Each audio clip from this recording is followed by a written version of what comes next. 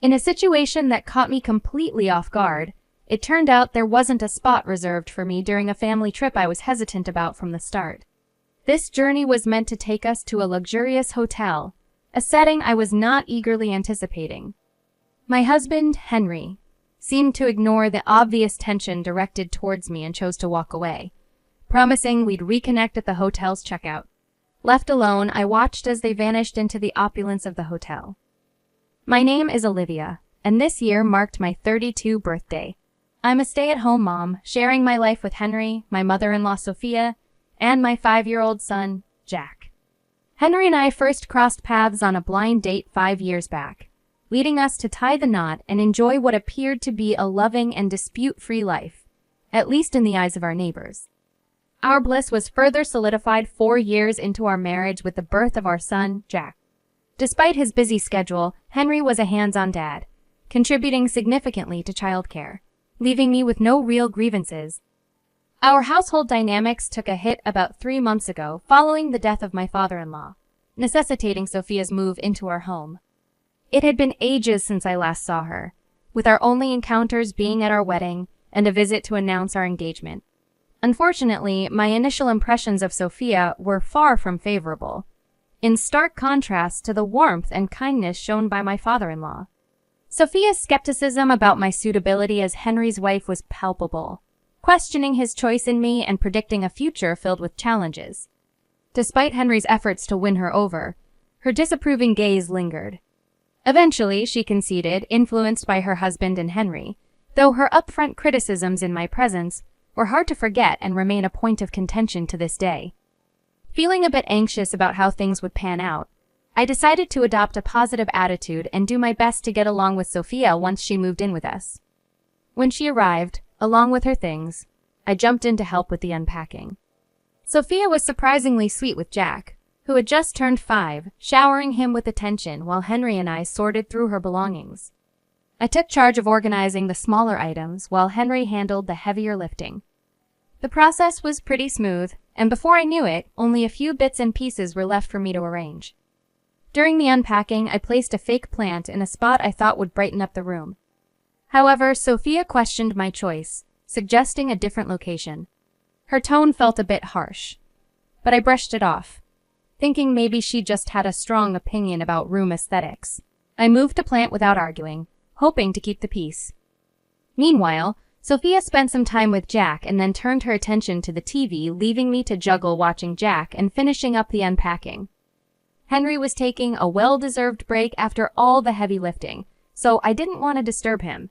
I wrapped up with a mix of emotions, trying to convince myself that Sophia was just adjusting to her new surroundings, which helped me set aside my growing irritation. However, Sophia's critiques became a daily occurrence. One morning, after getting up early to prepare breakfast for everyone, I decided to take a short break. That's when Sophia commented on the state of the house, urging me to clean instead of resting. Her relentless criticism, combined with her absence during the day and lack of contribution, started to wear me down mentally. I eventually brought up my concerns to Henry, hoping for some support, but his response was disappointing. He suggested I should be more understanding, considering the recent loss of his father. His lack of intervention left me feeling helpless and alone. My nights ended with me lying in bed, overwhelmed and on the brink of tears, thinking about my situation. On one such night, Jack's cries broke the silence, but my exhaustion made it difficult to get up immediately. That's when Sophia burst into my room, berating me for not tending to my son right away, accusing me of neglecting my responsibilities as a mother. Her words stung, but wanting to avoid further conflict, I silently got up and went to comfort Jack, carrying the weight of the day's tensions with me. That night, sleep evaded me entirely. With Henry having the day off, I mulled over what special dish to prepare for lunch, wanting to make something delightful for everyone. As I was considering my options, Sophia began to get lunch ready. When she laid out the meals, it became apparent that a plate was missing mine. I've prepared food for Henry, who works tirelessly, and my beloved grandson. Naturally, there's nothing for you. You'll have to fend for yourself, she declared. This left me feeling utterly humiliated. It dawned on me then her actions weren't just harsh admonitions. They were deliberate acts of bullying, a realization that hit me hard. I had always tried to see Sophia's behavior as tough love, thinking maybe she was pushing me to be a better partner for Henry. Without this perspective, I felt like I would crumble under the pressure. Unable to retort and feeling increasingly isolated, I poured my heart out to a childhood friend after dropping Jack off at daycare. "This is outright bullying. How are you managing to cope?" she asked, concern lacing her voice. Sharing the ordeal with her, I found myself breaking down, unable to hold back tears any longer. My friend's support was unwavering. "You're stronger than you realize, and you'll get through this. Let's think of a plan," she encouraged, giving me a glimmer of hope. Though our conversation was brief, it lifted a weight off my shoulders. Following her advice, I decided to discreetly record the daily goings-on at home.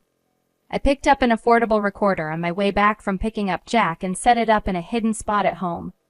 Amidst my cleaning spree, I stumbled upon a piece of paper that had slipped out of one of Sophia's drawers. It was a personal loan agreement with a staggering sum of $20,000.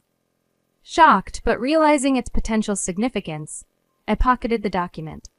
Later that evening, with Sophia back and Henry returning just in time for dinner, we sat down to the usual setting Sophia's complaints. Out of the blue, she mentioned a discount coupon for a luxurious spa hotel she had received from a friend, clearly hinting she wanted to use it. Henry was instantly supportive of the idea, and even Jack seemed thrilled at the prospect.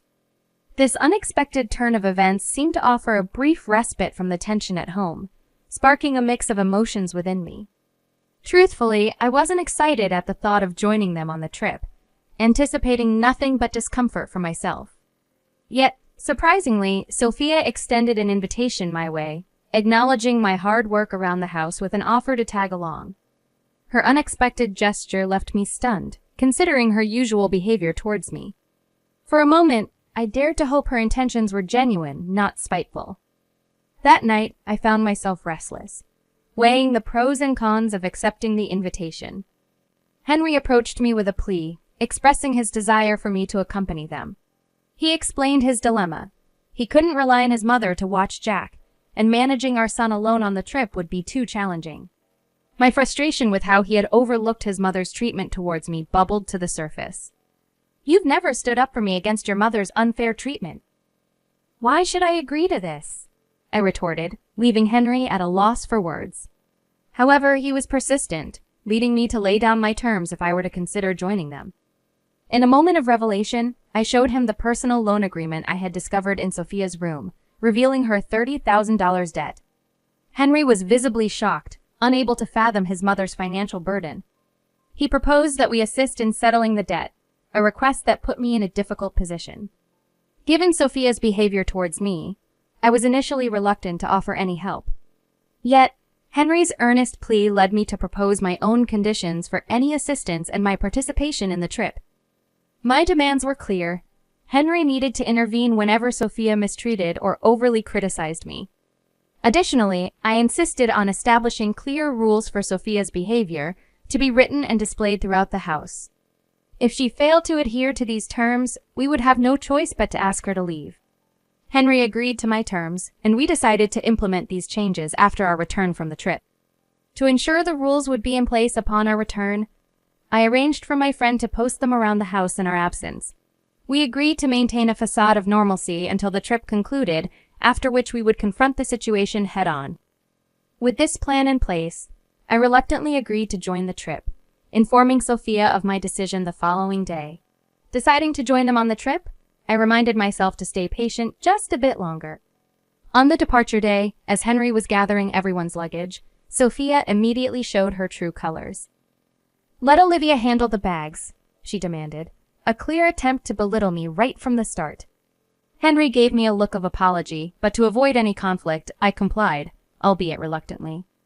The bags were heavier than I expected, and managing them while also looking after Jack was no small feat. I silently worried about my dwindling energy reserves, fearing I wouldn't have any left to enjoy our luxurious hotel destination. The journey to the hotel involved a scenic Amtrak ride followed by a drive through mountainous terrain. The hotel itself was a sight to behold, with its stunning exterior and interior exuding luxury. Jack's excitement was palpable as he darted around exploring, while Sophia seemed to appreciate the decor before heading to the front desk for our check-in. As I was about to make my way to our room, Sophia's next words hit me like a ton of bricks. "Were you planning to stay with us?" "I only booked for the 5 of us." Confusion washed over me as I tried to process what she was saying. The stark realization dawned on me that her invitation was a ruse to exploit me as a makeshift porter, with no real intention of including me in their stay. "Then where should I sleep?" I inquired, to which she coldly responded, "I don't know, and I don't care. Maybe you can camp out somewhere around here." Her words were a clear dismissal, suggesting I was to fend for myself outdoors. Her cruelty left me seething with anger, but before I could confront her, she and my family vanished into the hotel, leaving me stranded in the lobby. Feeling utterly defeated, I exited the hotel, overwhelmed by the situation. Henry's feeble apology via message did nothing to console me. By noon, I found myself alone, grabbing lunch at a nearby cafe and eventually seeking refuge in an open field, hoping to find solace under the night sky. Just as I settled down, my phone rang. It was my friend, checking in on how the trip was going, unaware of the ordeal I was facing. Her voice was a reminder of the plan we had hatched together, a plan that now seemed worlds away from my current predicament. Before the ordeal unfolded, I had the foresight to provide a copy of my house key to my trusted friend, explaining the potential for trouble. After the shocking turn of events at the hotel, I filled her in on the situation. She was livid on my behalf and offered to come rescue me, but I declined. I knew that leaving would only play into Sophia's hands, something I wasn't willing to let happen. The uncertainty of her future actions weighed heavily on me, prompting a call to a lawyer for advice. I shared my evidence of emotional abuse, considering legal action against her. Although the outcome was contingent on proving premeditation, I was reassured by my lawyer that my evidence was substantial enough to pursue a case. Exhausted mentally and physically, I found solace lying in the grass under the night sky, letting the cool breeze envelop me as I contemplated my next step. The following morning, I reunited with my family and Sophia just in time for checkout. Sophia's immediate jabs about my presumed night outdoors were halted by Henry's intervention, though she swiftly sidestepped to other topics. It was clear Henry had communicated the extremity of her actions to her. Upon our return home, Sophia's outrage was palpable as she encountered the posted rules around the house. Her anger quickly shifted to shock as Henry presented the loan agreement, her complexion turning from red to pale as her secret was laid bare. Under pressure, she confessed to squandering her late husband's life insurance and accumulating debt thereafter. Henry and I stood firm on the consequences we had discussed. Facing eviction and legal action, Sophia listened to the recorded proof of her behavior, her defiance turning to desperation. She pleaded for mercy, promising to adhere to the new house rules and change her ways. Her earnest apology and willingness to reform took me by surprise. It was a moment of vindication, seeing her so humbled and eager to make amends. Reluctantly, I agreed to give her a chance, under the condition that she truly abide by the rules and curtail her aggressive behavior. Her gratitude was palpable, and for the first time, I felt a glimmer of hope for a more peaceful coexistence. Just when I thought we had turned a corner, my legs gave way, and I collapsed to the floor. Henry quickly helped me into a chair before turning his frustration towards his mother, his voice laden with disappointment and disbelief. It seemed the revelation of the debt had eroded his respect and trust in her. The thought of being sternly reprimanded by her own son was something Sophia had probably never anticipated, and her frantic apologies reflected her shock. After the confrontation, she spent the day in silence, her gaze lost to the sky, signaling a seismic shift in the household dynamics. The following morning, I stuck to my routine, getting up early to prepare breakfast. Despite the recent upheaval, Sophia slipped into old habits, throwing a barbed comment my way. However, this time, Henry immediately countered her with a firm reminder of their recent discussion, leaving her speechless and retreating to the sofa. I couldn't help but stifle a chuckle at the scene, but focused back on breakfast. Henry's guilt over not defending me sooner was apparent, and his struggle against the woman who raised him was palpable. Yet, I knew his heart was in the right place, and I couldn't fault him for the complexities of his feelings. His heartfelt apology later on, accompanied by tears, reassured me of his support. Over time, Sophia's demeanor towards me softened. While she still made occasional critiques, the underlying hostility seemed to fade. This newfound peace allowed me to breathe easier, fostering a healthier mental state. To manage the debt repayment of $700 a month, Henry and I teamed up, with me taking on a part-time job to contribute financially. Despite her past actions, Sophia took on the responsibility of Jack's daycare runs commendably, earning back some trust. To prevent any further financial missteps, Henry took control of managing her finances. Our family dynamic evolved gradually, inching towards a semblance of harmony. The ordeal taught me a valuable lesson about the complex interplay of love, family, and the challenges of living with a difficult in-law. I had once considered separation as an escape from the harsh criticism and unbearable treatment, but the discovery of the IOU became a catalyst for change, offering a chance to mend fences and strengthen our family unit. Perhaps there was a touch of luck in how things unfolded, but it also underscored the power of resilience and forgiveness in overcoming adversity. Reflecting on everything I've been through, my heart is full of gratitude for my friend's unwavering support. Her listening ear and encouraging words were a beacon of light in my darkest times. Without her, I'm certain the weight of my struggles would have overwhelmed me, possibly leading to a mental breakdown. It's a friendship I vow to treasure deeply. Recalling the hardships fills me with a mix of emotions. Tears well up as I acknowledge the effort I've put into keeping my family afloat. Despite battling depression and lacking the drive to handle daily chores, I persevered. Ensuring my family had a decent life, especially striving to shield my son from any hardship, brings a sense of pride and accomplishment that warms my heart. Forgiving Sophia may be beyond my capacity, but she remains my mother-in-law, and I've chosen to treat her with kindness. Time has a way of softening the sharpest edges of our conflicts. Since those challenging days, years have passed. My son has blossomed, eagerly stepping into his preschool years.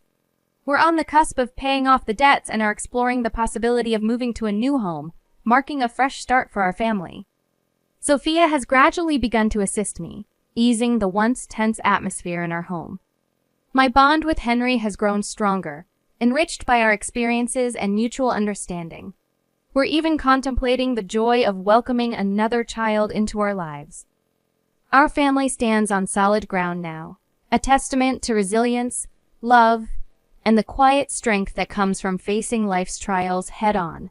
I'm committed to continuing my efforts, nurturing this stability, and fostering a loving environment for my family.